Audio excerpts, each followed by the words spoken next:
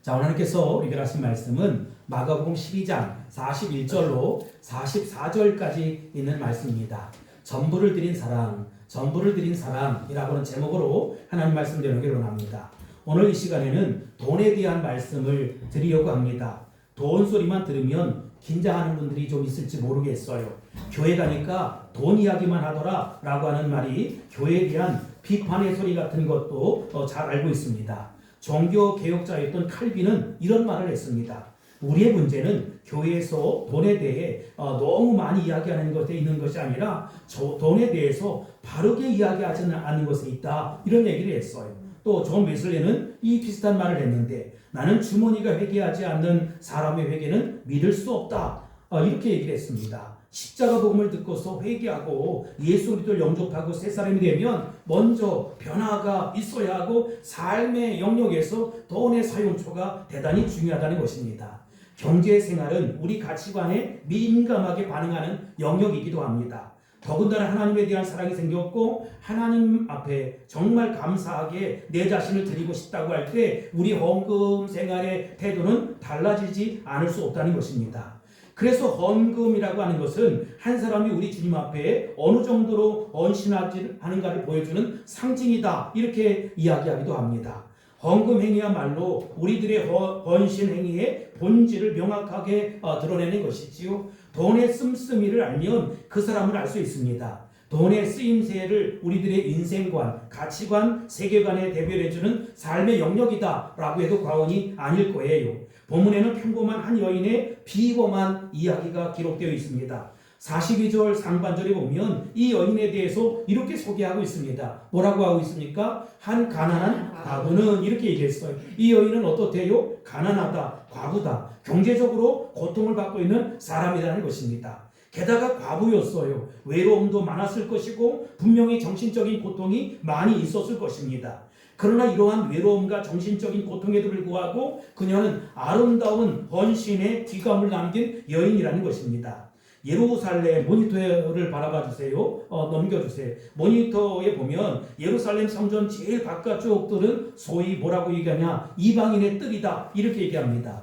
이방인의 뜰에서 이제 조금 더 나가면 뭐가 있습니까? 여인의 뜰이 있어요. 여인의 뜰에 모여서 교제를 나누기도 했다는 것입니다. 그 맞은편에 뭐가 있느냐, 아름다운 문이라고 하는 미문이 있습니다. 아마도 그날 예수님은 미문에서 여인들의 뜰락을 지나서 성전에 들어가는 사람들을 지켜보고 있었을 것 같습니다. 성전 입구에는 헌금을 넣는 헌금함이 놓여 있습니다. 본문이 시작되는 정황을 알기 위해서 우리는 41절 말씀을 함께 볼 필요가 있어요. 41절 시작. 예수께서 헌금함에 대하여 앉으사 우리가 어떻게 헌금함에 돈 넣는가를 보실세. 여러 부자는 많이 넣는데. 아멘.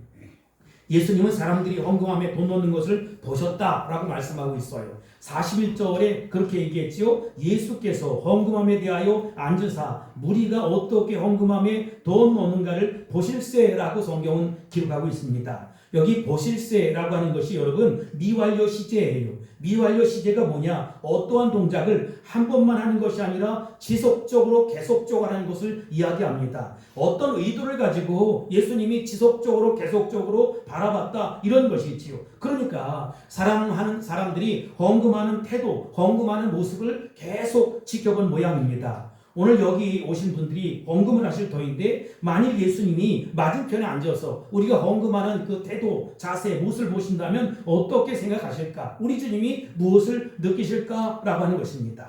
우리가 첫 번째, 하나님만을 의식하는 들에서 드리는 헌금, 참된 헌금에 대해서 한번 살펴보도록 하겠습니다. 사람들이 헌금을 하며 들어갔습니다. 한순간에 예수님의 시선이 한 여인에게 머물렀어요. 그때 주님의 가슴은 설레이도록 뛰고 있었다는 것입니다. 참된 헌신의 모본이 되는 한 여인을 보시고 너무나 기뻐서 예수님의 가슴이 뛰었다는 것입니다. 우리 예수님의 눈에 눈물이 맺히기도 했다는 것이지요. 우리는 그녀에게서 참된 헌금의 정신이 무엇이고 참된 헌신이 무엇인가 라고 하는 것을 알아보고자 합니다. 첫 번째, 참된 헌금 정신은 오직 우리 삶의 주인이신 하나님만을 의식하는 것이다 라고 하는 것입니다. 이 하나님만 의식하는 것이 참된 헌금의 정신이라는 것입니다. 41절 말씀을 다시 보면 예수께서 헌금함에 대하여 앉으사 우리가 어떻게 헌금함에 돈 넣는가를 보실세 여러 부자는 많이 넣는데 이렇게 말씀하고 있습니다. 우리 성경에는 헌금함 이렇게 되었지만 우리가 이전에 사용하던 개월 한국 성경에는 뭐라고 되어 있느냐면 그 연복회 이렇게 얘기하고 있어요. 그런데 예루살렘 성전에는 그림에 나올 터인데 연복회가 저렇게 생긴 연복회가 몇 개가 있었느냐? 13개가 있었다는 것입니다. 뭘로 만들었느냐? 구리로 만들었다는 것이지요. 그래서 13개가 마치 나팔 모양으로 되어 있기 때문에 나팔배다 이렇게 얘기했습니다. 9개는 제작 방식이나 제물의 성격에 따라서 각종 제물을 구별해 드렸다는 것이지요. 그리고 4개의 용도는 성전 보수를 위한 헌금함, 성전 수리를 위한 헌금함, 구제를 위한 헌금함, 자유로운 목적을 향한 헌금함 이런 얘기가 있다는 것입니다. 그런데 여러분 이 헌금함의 본래 모습은 노세, 구리로 만들었어요. 그런데 중요한 것은 그 당시에 지폐가 없었다는 것입니다. 지금 이스라엘 땅에 가면 세겔이라고 하는 지폐가 있는데 지금 그 당시에는 그런 것이 없었고 오로지 노쇠로 만들었고 그리고 이제 거기다가 땡그랑하고 소리가 났다는 것입니다. 그 소리를 들으면 대충 그 사람이 얼마나 헌금을 했는지 사람들이 짐작하고도 남음이 있어요. 이렇게 해놓고는 아마도 그렇게 해놓은 이유가 뭐냐? 성전의 관리자들이 다소 불순한 의도를 가지고 그렇게 하지 않았을까 추측만 하는 거예요. 41절에 보면 먼저 부자들이 들어가면서 많은 금액의 돈을 넣었다는 것입니다. 지폐가 없었으니까 그 헌금함에 많은 헌금을 했다면 땡그랑 소리가 계속해서 나지 않겠어요? 자기를 드러내고 싶고 자기를 과시하고 싶고 다른 사람들에게 나타내고 싶은 동기가 있을지도 모르겠어요. 고액의 돈을 넣기 위해서 바닥에 계속 동전이 떨어지는 소리가 요란하고 크게 들렸을 것입니다. 그러면서 어깨를 쫙 펴고 성전 안으로 들어가는 거예요. 여러 사람들이 이 모습을 봤을 것입니다. 그 다음에 한 여인이 등장합니다. 42절에 보면 이 여인이 가난한 과부다 이렇게 얘기하고 있어요. 그런데 그녀는 얼마나 넣었느냐?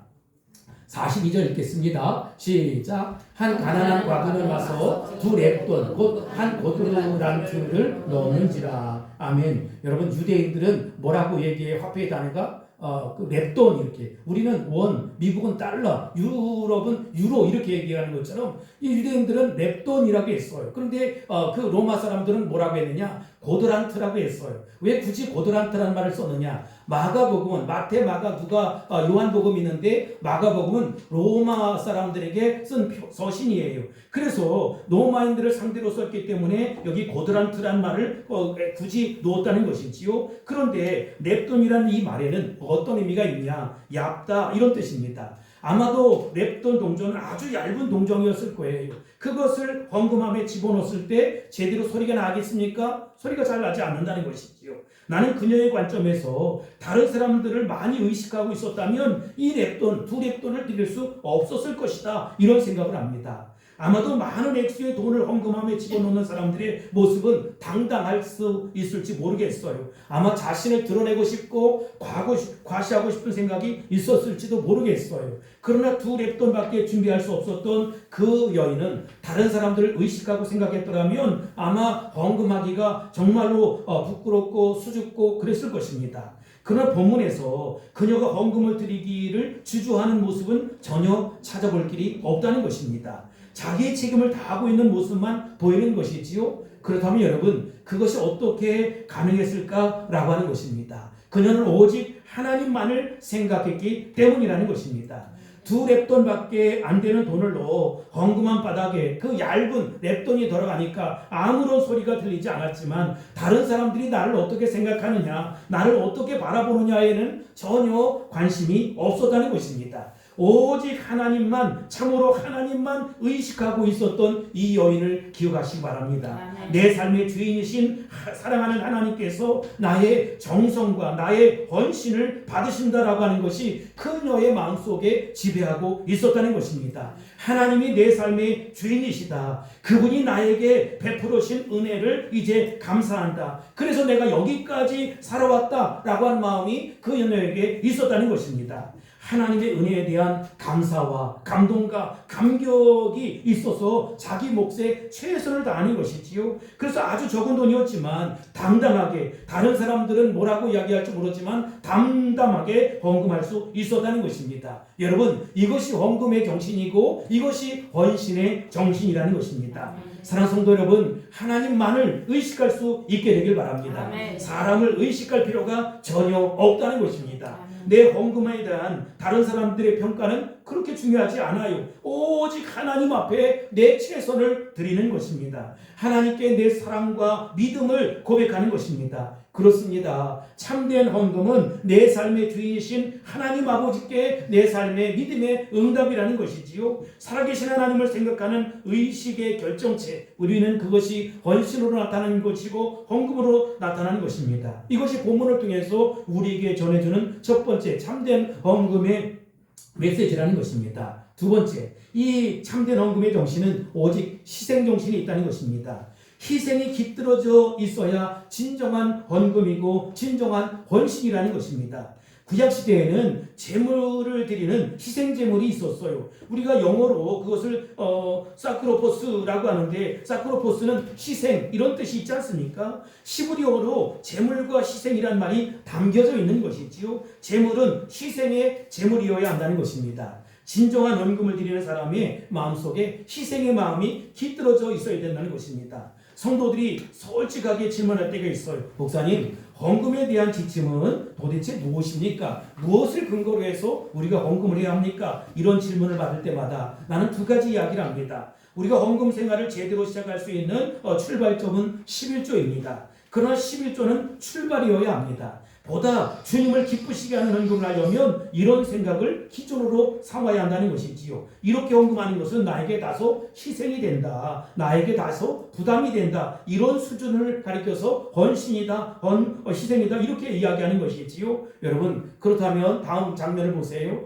그 두 렙돈에 대한 가치가 얼마나 될까라고 하는 거예요. 여기 두 렙돈이 있잖아요. 두 렙돈의 가치를 여러분들이 이제 구글이나 아니 다른 곳에 찾아보면 한 렙돈이 얼마 정도가 되느냐, 가치가 8분의 1센트 정도가 된대요. 그러니까 제가 어젯밤에 그 1달러가 얼마나 되나 그랬더니 1,506원 정도가 되더라고요. 그래서 8분의 1센트를 해보니까 18.75원 정도가 되더라고요. 20원에 못 미치는 것이지요. 그러니까 하나에 20원이라면 두 렙돈을 냈다면 얼마를 낸 거예요? 40원을 낸 거예요. 그러니까 여러분, 우리로 얘기하면 40원의 가치가 있냐 없냐 이렇게 얘기하면 기분 나쁠 수 있을지도 모르겠는데, 아무튼 우리로 이야기하면 가치가 별로 없다 이렇게 이야기할 수 있을 거예요. 그런데 여러분, 이것이 이 여인의 생활비의 전부였다는 것입니다. 나는 그녀가 두 렙돈 중에서 한 렙돈만 드렸어도 주님은 만족하셨을 것이다, 이런 생각을 해요. 여전히 칭찬받아야 마땅하다는 것입니다. 한 렙돈만 드렸어도 재산의 절반을 드린 것이니까 여러분, 대단한 일이고 우리 주님의 마음을 감동시킨 사건이라는 것입니다.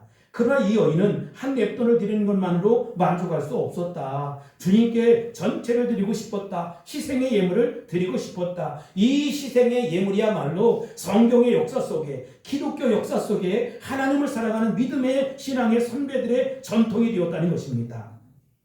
성경에 기록된 그 내용 중에 아주 큰 감동을 주는 사건이 있습니다. 다음 그림에 보면 다윗 왕의 이야기예요. 어느 날 다윗 왕이 아라우나라고 하는 사람이 가지고 있는 타작 마당에 당도하게 되었습니다. 이 언덕에 이렇게 쭉 있잖아. 아라우나 마당이 있고 저 밑에 이제 예루살렘 성이 보이는 것입니다. 그런데 이 전망 좋은 높은 언덕에 보니까 다윗의 마음에 큰 기쁨이 있었어요. 그래서 이 전망 좋은 곳에, 야, 이곳에서 예루살렘이 바라보이는 저곳에 예배를 좀 한번 드렸으면 좋겠다. 하나님을 찬양하고 싶은 마음, 예배하고 싶은 마음이 다윗에게 꿈틀꿈틀거리고 일어났다는 것입니다. 구약시대적 표현으로 보면 하나님 앞에 제물을 드리고 싶은 마음이 생겼다. 제사를 드리려면 제물을 드려야 되잖아요. 그러자 이 타작마당의 주인이 다윗의 마음을 알아차린 거예요. 아라우나라고 하는 이 사람이, 아니 이제 내가 소도 내놓고 말도 내놓고 할 테니까 그걸 제물로 삼아서 예배를 드립시다, 이렇게 얘기하는 거예요.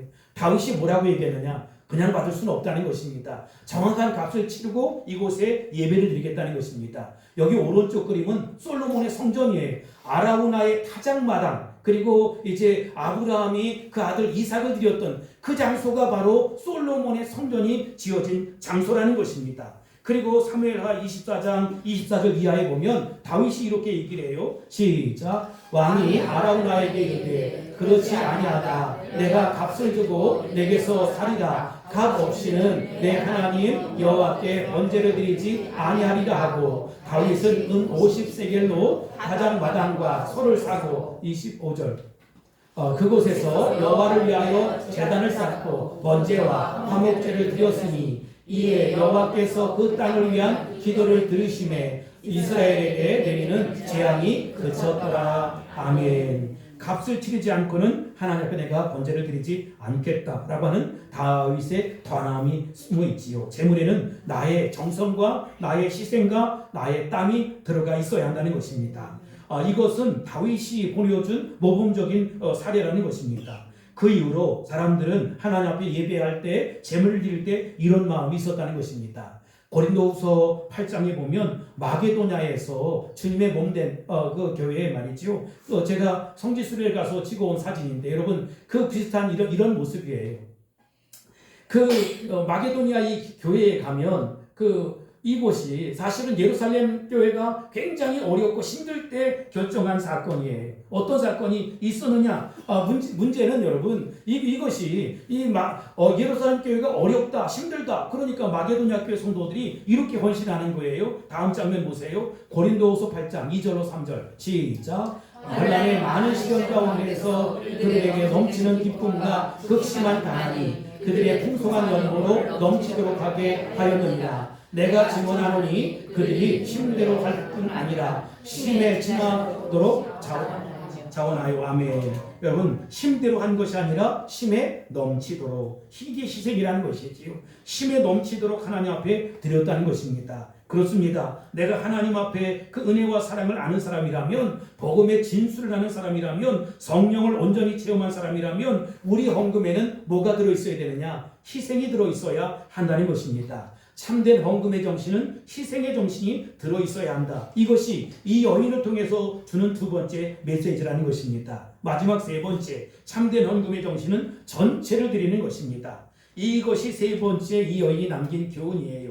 참된 헌금, 참된 헌신은 전체 혹은 전부를 드리는 정신에 근거한다. 쉽게 말하면 진짜 헌금, 진짜 헌신은 다 드리는 것이다. 긴장되십니까? 어떤 분은 교회에 와서 내 목사가 내 자산의 전부를 다 요구하는구나 하고 오늘 충격을 받을지도 모르겠어요.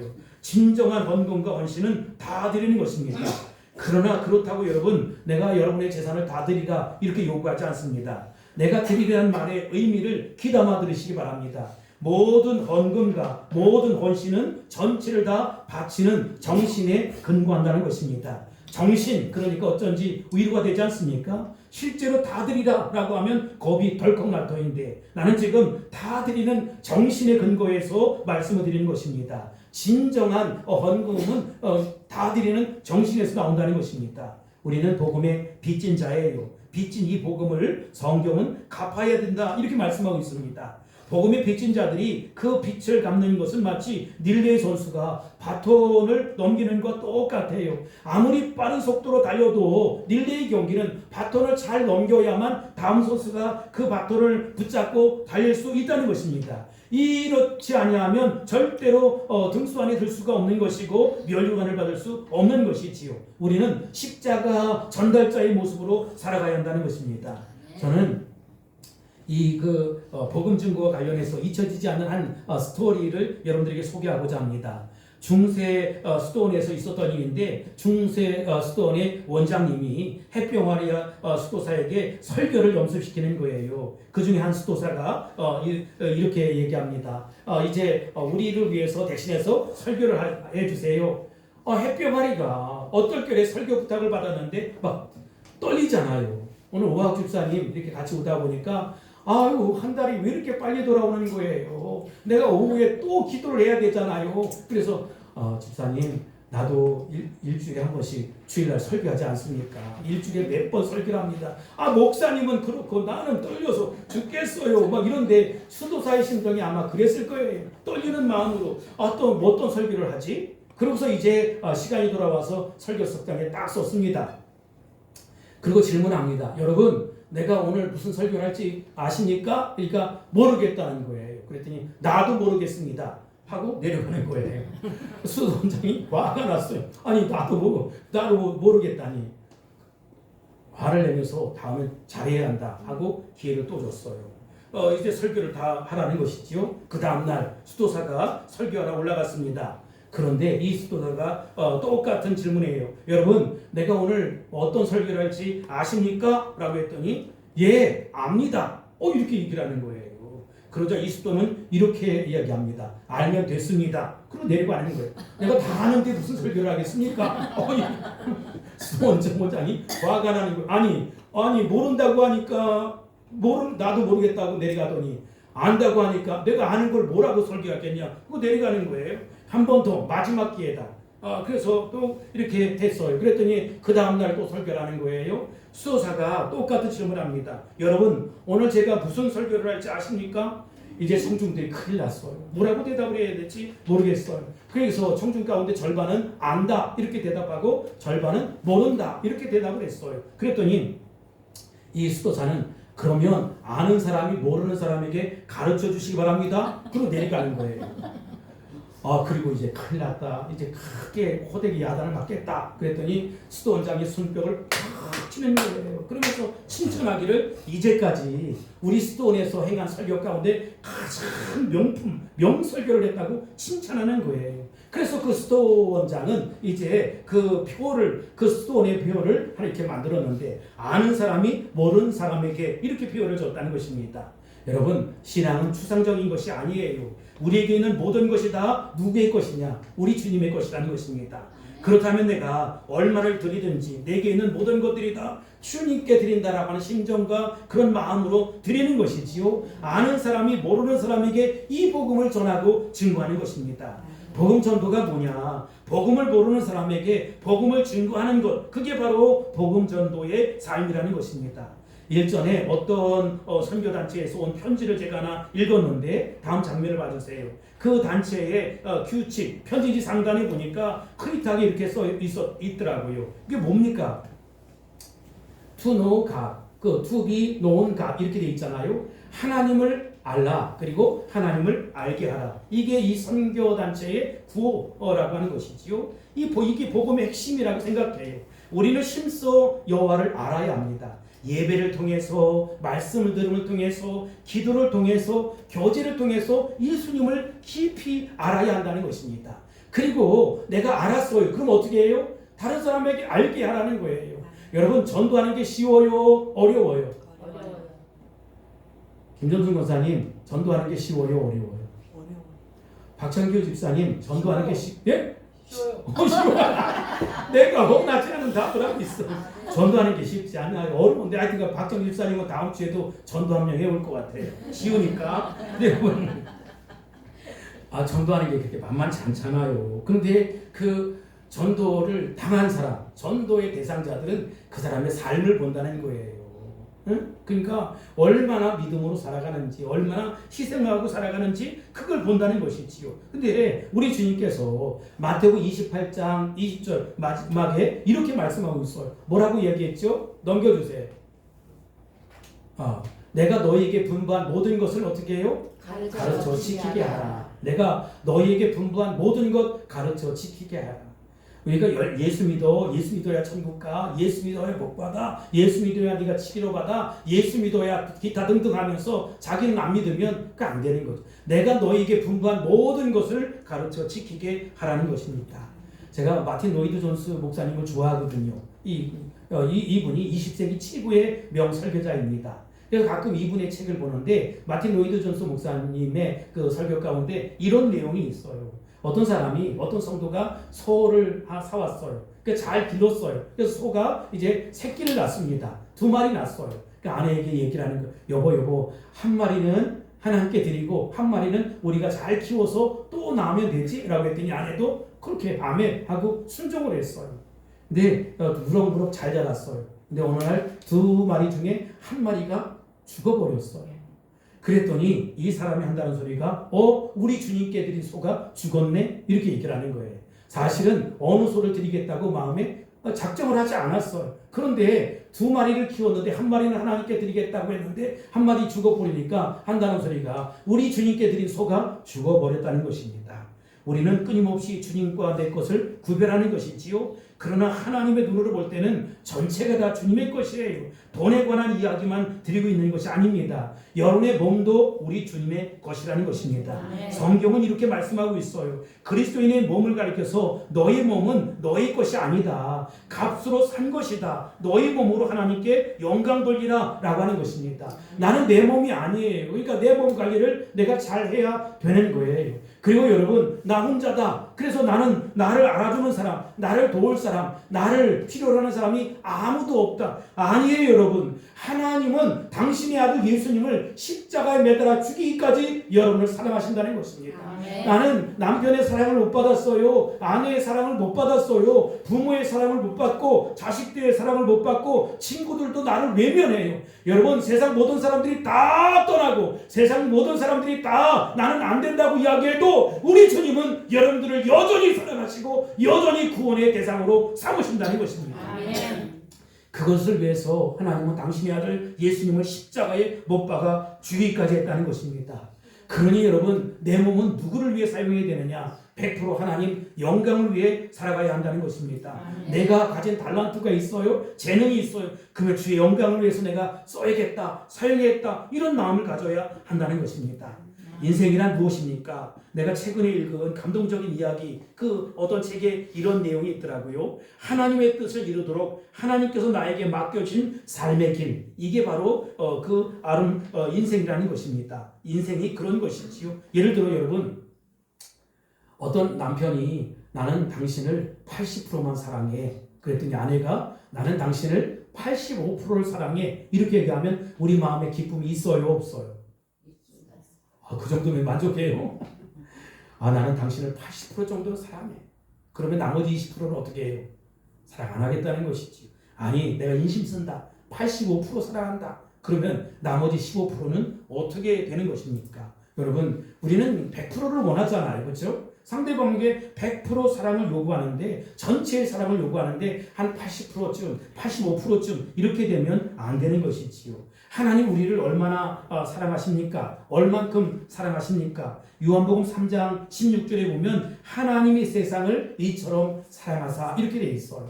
이 하나님이 세상을 이처럼 사랑하사. 네, 여러분, 제가 영어 성경을 보다가 한때 충격을 받은 적이 있어요. 이 세상이란 말을 어느 성경에 보면, 어느 번역본에 보면 코스모스라고 돼 있어요. 물론 세상은 월드잖아요. 근데 코스모스라고 돼 있더라고요. 코스모스가 뭡니까? 길가에 피는 코스모스뿐만 아니라 우주를 가리킬 때 코스모스라.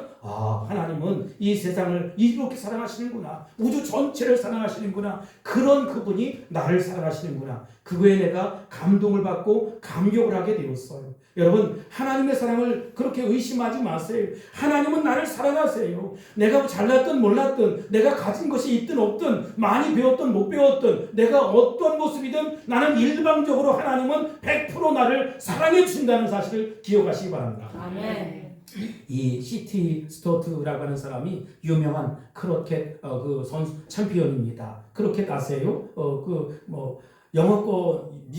영국권에서 인도라든지 남아프리카 공화국 이런 데서 많이 하는 게임인데, 이분은 굉장한 분이고 그리고 보장된 수익과 미래가 있었던 사람입니다. 근데 어느 날 캠퍼스 전도를 하는데 그분이 십자가 복음을 듣고 뒤집어진 거예요. 한마디로 난 하나님 영광을 위해 살아야겠다. 인생이 달라졌어요. 그래서 복음을 위해 살기로 마음에 결심을 합니다. 그리고 아프리카의 선교로 자원해서 떠나요. 그런데 이 캠브리지 대학에서 정말 아까운 인지 하나, 저렇게 운동도 잘하고 공부도 잘하고 뛰어나고 명석한 사람이 어떻게 아프리카에 선교를 간다고 하느냐 그랬는데, 이렇게 이야기하는 거예요. 학생이, 자네는 자네의 보장된 미래와 돈을 다 포기하고 떠나는 것이 희생이라고 생각하지 않는가? 이렇게 물었어요. 그때 이 C.T. 스토트는 이런 얘기를 합니다. 그 모든 그리스도인들이 잊지 못할 중요한 고백이기도 하는데, 예수 그리스도께서 하나님의 나를 위해서 보내주신 하나님의 아들이라면, 그리고 참으로 나를 위해 십자가에 생명을 버려주신 것이 사실이라면, 내가 그분을 위해서 바치는 어떤 희생도 결코 지나친 것이 없습니다. 하나님의 아들이신 예수 그리스도가 이 땅에 오셔서 당신의 생명을 주신 것이 참으로 사실이라면, 그가 나를 위해 그렇게 생명을 주시고 피를 흘려주셨다면 내가 그를 위해서 바치는 어떤 희생도 지나친 것이 없습니다. 이렇게 대답을 했다는 것입니다. 사랑하는 성도 여러분, 아까 두 랩돈, 하나에 20원도 되지 않는 돈이다 이렇게 말씀을 드렸어요. 그런데 이 가난한 과부는 지금 천국에서 어떤 표정으로 우리를 지켜보고 있을까요? 어떻게 내려다보고 있을까요? 그 여인은 무슨 생각을 하고 있을까요? 하나님 우편에 계신 예수님과 함께 있는 그녀가 오늘 우리들의 이 예배하는 모습을 바라보면서 어떤 생각을 하고 있을까요? 좋아할까요? 싫어할까요? 황병문 목사가 내 얘기를 하고 있구나, 내 얘기를 간증하고 있구나, 천국에서 너무 기뻐할 것 같아요. 그때는 아무것도 아닌 것 같았는데 이 두 랩돈 이렇게 크게 많은 사람들에게 회자가 되고 있구나, 내가 헌신을 주제로 한 그 설교를 보면서 이 내 두 랩돈이 이렇게 귀하게 쓰임받고 있구나, 이 과부가 그렇게 기뻐하지 않겠습니까? 이렇게 쓰임받은 감격을 여러분 아십니까? 저만 설교했다고 생각하세요? 저는 물질에 대해서, 헌금에 대해서 지금까지 3년 반, 이렇게 3년 정도 이곳에 와서 목회를 했는데 해본 적이 없어요.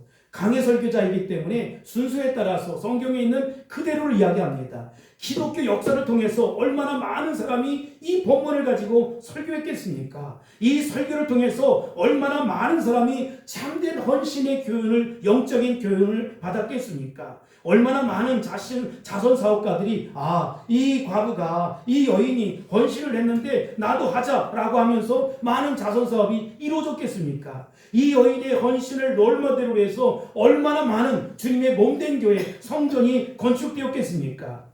두 랩돈이 주님의 손에 들여졌을 때 하나님의 백성들에게 진전한 헌신을 요구하는 거예요. 여러분, 전체를 드리라는 것은 여러분의 재산을 다 내놓으라 이런 것이 아니라, 내가 작은 희생을 할지라도 여러분 내가 전체를 드리는 마음으로, 그런 심정으로 드릴 수 있어야 된다는 것입니다. 아멘. 내가 정말로 자원하는 마음, 참된 헌금의 정신을 가지고 하나님 영광을 위해 쓰임받아야겠다. 그리고 내 주머니에 소롯한 것, 내가 정말 피땀 흘려서 벌었든 아니면 어떤 방법으로 벌었든 하나님 영광을 위해 드리자. 물질만 드리는 것이 아니에요, 여러분. 나의 재능을 드릴 수 있어야 한다는 것입니다. 나의 삶의 계획도 하나님 편에 있어야 된다는 것이지요.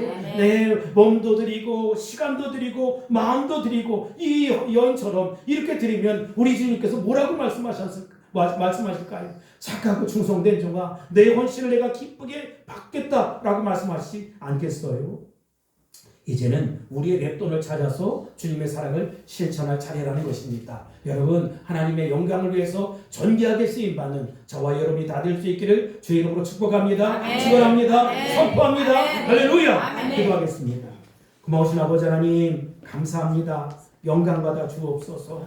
피 묻은 보혈로 함께 하셔서 우리 모두를 덮어주시고, 우리가 늘 회개하며 천국 가는 믿음으로 살아가게 도와주시되, 이 과부처럼 아버지 하나님, 나의 헌신을 저 앞에 충성을 다하며 몸을 드리고 마음을 드리고 물질을 드리고 정성을 드리며 살아갈 수 있도록 축복하옵소서. 예수님의 이름으로 간절히 기도합나이다. 아멘.